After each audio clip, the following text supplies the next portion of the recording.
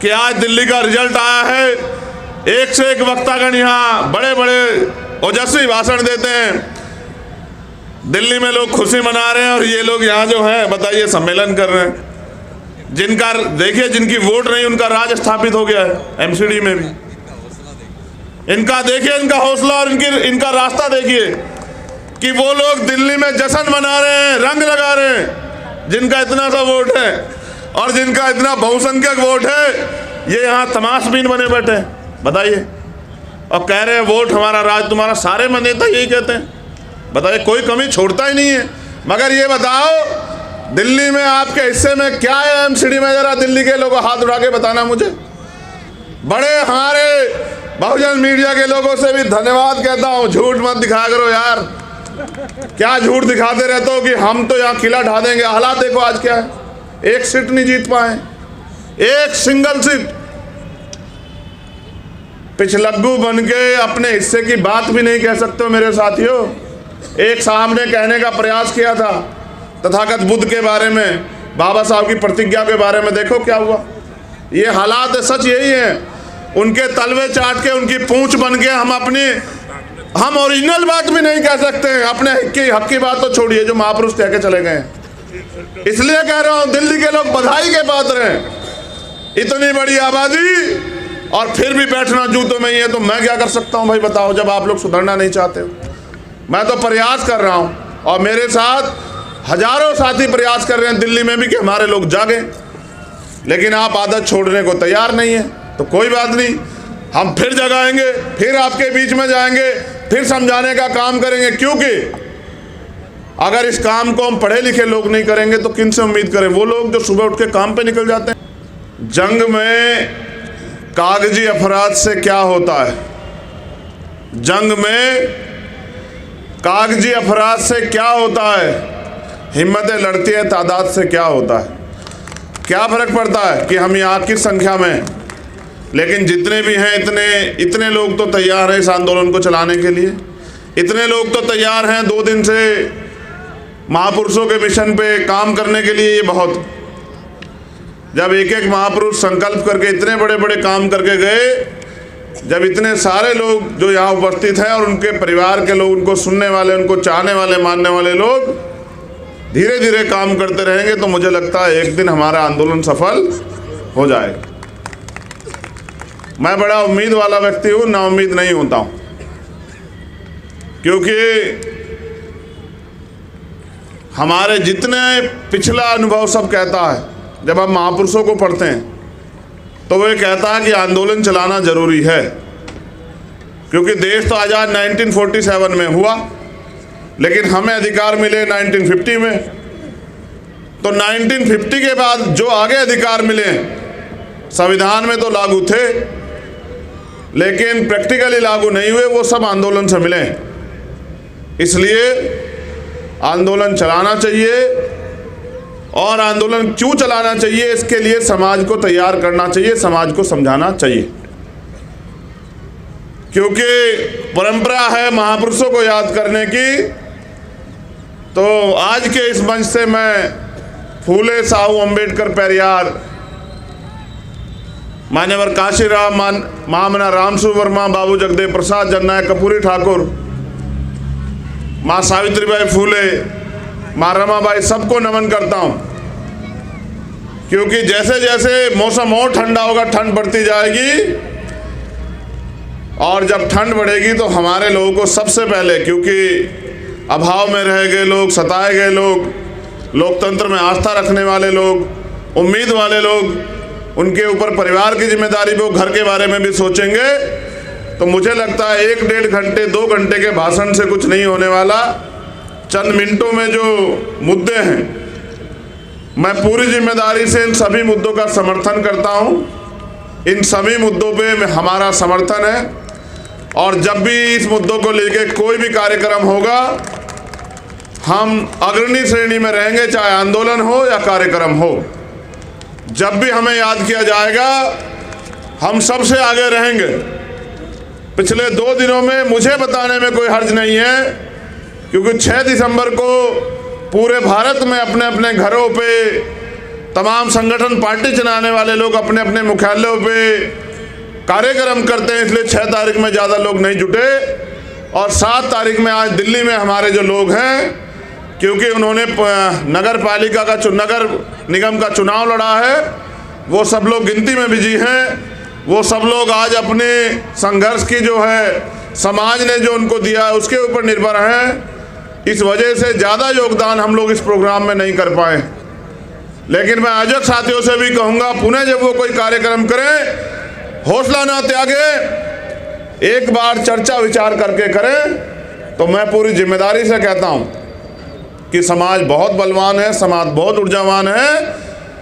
एक नहीं हजारों ऐसे उदाहरण, चाहे 2 अप्रैल का हो, चाहे यहीं का जब दिल्ली में रविदास गुरुकुल टूटा, तमाम उदाहरण हैं कि हमने बहुजन समाज के लोगों ने अपने झंडे और झंडे का सम्मान रखा, अपने आयोजकों का भी सम्मान रखा।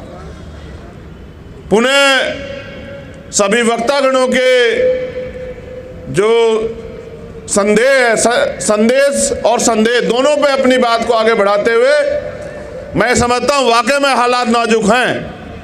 और इन हालात नाजुक में हमें एकता के अलावा कोई चारा दिखाई नहीं देता। अल्पजन बन के एक जाति के साथ खड़े रह के शायद हम कामयाब ना हो पाएं, लेकिन अगर हम महापुरुषों के संदेश को समझें और पुनः बहुजन समाज के लोग एकजुट हो जाएं, तो शायद भारत में हमारे जो आज वजूद की लड़ाई लड़ी जा रही है, आने वाली पीढ़ियों पे क्या बचेगा इसकी लड़ाई लड़ी जा रही है, तो शायद हमारी लड़ाई कामयाब हो जाए।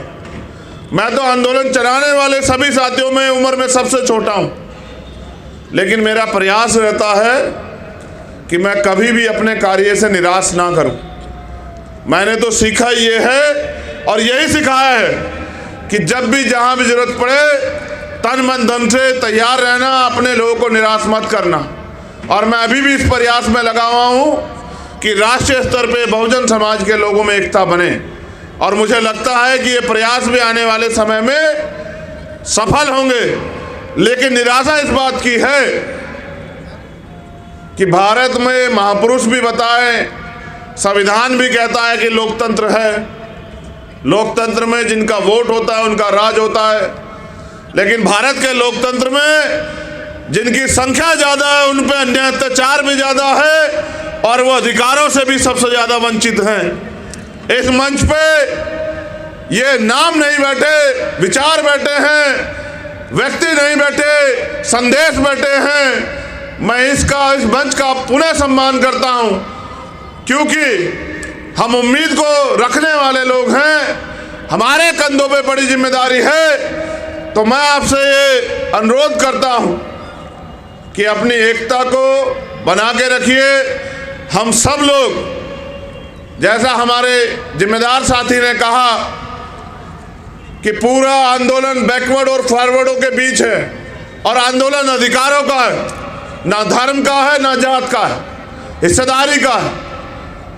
मैं इस बात को और ताकतवर तरीके से संबद्ध करता हूं कि आज के दलित और आदिवासी भी इस देश में पहले से अगर ज्योतिबा फूले को पढ़े, आधुनिक भारत में जो महापुरुष हुए हैं, या डॉक्टर बाबा साहब अम्बेडकर को पढ़े, तो उनके आंदोलन हमें शिक्षा देते हैं कि हम अतिशूद्र और शूद्र थे, हम अछूत और अतिशूद्र थे। यानी कि हम सारे ही बैकवर्ड क्लास के लोग हैं, चाहे दलित हों, आदिवासी हों, पिछड़े वर्ग के लोग हों या माइनॉरिटी के लोग हों। तो मैं इस बात को और ताकत और बल देता हूं कि ये पूरा आंदोलन अगड़े और पिछड़ों का आंदोलन है। और जब पिछड़े वर्ग के लोग अधिकारों के लिए लड़ने का काम करेंगे तो डंडे और झंडे के साथ हम इस आंदोलन को सींचने का काम करेंगे, क्योंकि आने वाले नस्लों का जवाब देना है।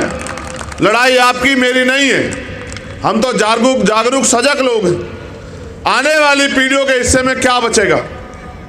महापुरुषों ने संघर्ष से पेड़ लगाए और उसके फल हम लोग खा रहे हैं। आज अगर प्राइमरी स्कूल के हेडमास्टर का बेटा यहाँ खड़ा होकर बोलता है तो ये महापुरुषों के संघर्ष, बलिदान, त्याग के जो कारण जो हमें फल मिले हैं, जो अधिकार मिले हैं संविधान में, ये उनकी देन है। अगर वास्तविकता में ये अधिकार चले गए तो शायद कभी किसी हेडमास्टर छोड़िए IAS IPS का बेटा भी यहाँ खड़ा होकर नहीं बोल पाएगा।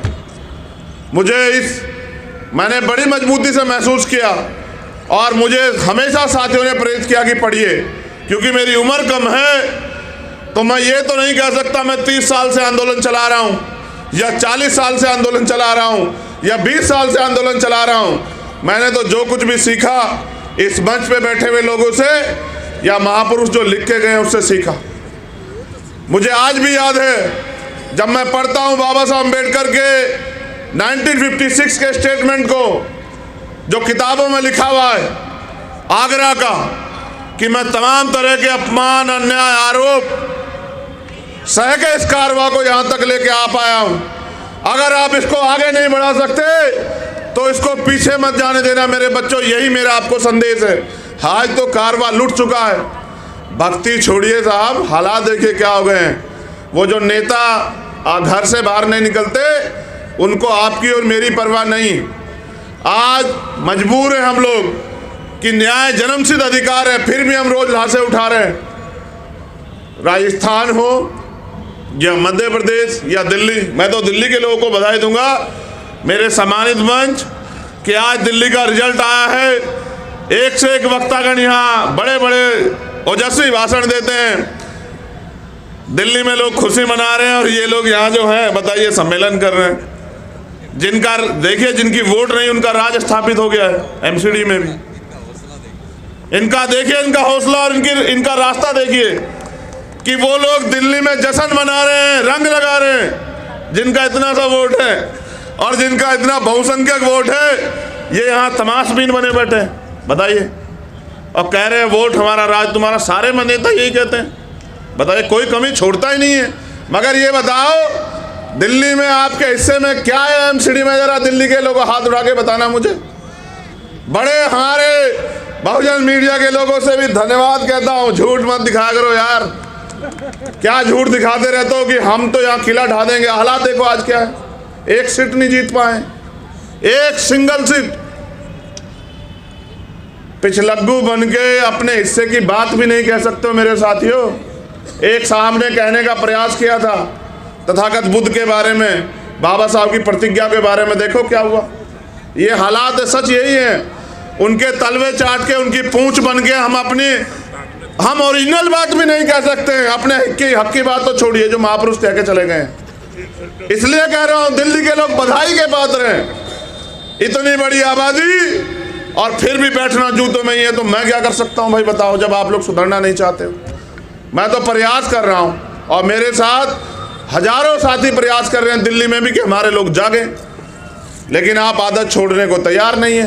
तो कोई बात नहीं, हम फिर जगाएंगे, फिर आपके बीच में जाएंगे, फिर समझाने का काम करेंगे। क्योंकि अगर इस काम को हम पढ़े लिखे लोग नहीं करेंगे तो किन से उम्मीद करें? वो लोग जो सुबह उठ के काम पे निकल जाते हैं। ये तो पूरा समाज आर्थिक रूप से कमजोर है। थोड़ा बहुत अगर आरक्षण से जो नौकरी मिली उसके कारण बन पाए। इसलिए जो पढ़े लिखे सजग लोग हैं उनकी जिम्मेदारी बनती है कि अपनी जिम्मेदारी को समझें। जैसे बहुजन मीडिया ने अपनी जिम्मेदारी को समझा, बहुजन नेता भी अपनी जिम्मेदारी समझे। अपनी रोजी रोटी, अपनी तैयार की गई संपत्ति, अपने परिवार की चिंता छोड़ के समाज की चिंता करें। क्योंकि अगर हम इनकी चिंता करते हैं और इनकी चिंता करने वाला नेता कभी समाज का भला नहीं कर सकता, मैं आपको गारंटी देता हूं।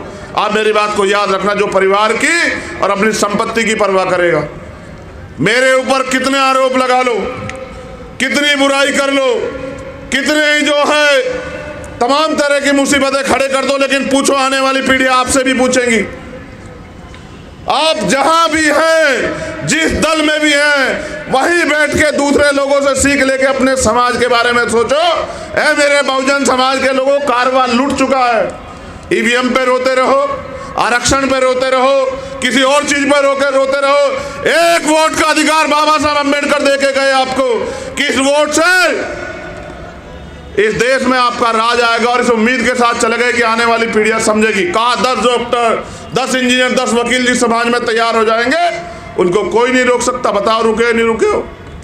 आज लाखों डॉक्टर, लाखों इंजीनियर, लाखों वकील हैं, मगर बताओ न्याय मिल रहा है नहीं मिल रहा है?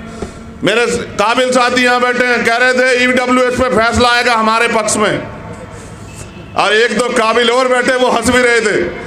कहे कि ये गुमराह कर रहे हैं, कोई फैसला नहीं, अगर वाकई में नहीं आया, क्लोजम सिस्टम भी इसमें है, लेकिन उनको चैलेंज कहाँ से करोगे, उसकी ताकत बता दो कहाँ है। बस इस देश में सड़कों से नारे लगते हैं और कानून सदनों से बनते हैं। आप इससे बड़ा सम्मेलन करो, जिनको कुछ देना नहीं वो नहीं देंगे, लेकिन अगर आप अपनी ताकत बना लोगे और कानून बनाने की हैसियत में चले जाओगे, फिर आपके लोग के आधे से फैले नहीं रहेंगे।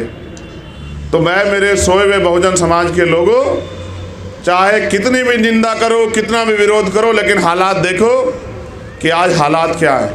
और मेरा पूरा भरोसा है कि बाबा साहब अम्बेडकर ने एक बात कही थी कि 21वीं सदी हमारी है, ये 21वीं सदी चल रही है, हम रहे ना रहें, आप उम्मीद रखो जो इधर बैठे हैं वो भी और जो इधर बैठे हैं वो भी, ये देश भी सलामत रहेगा,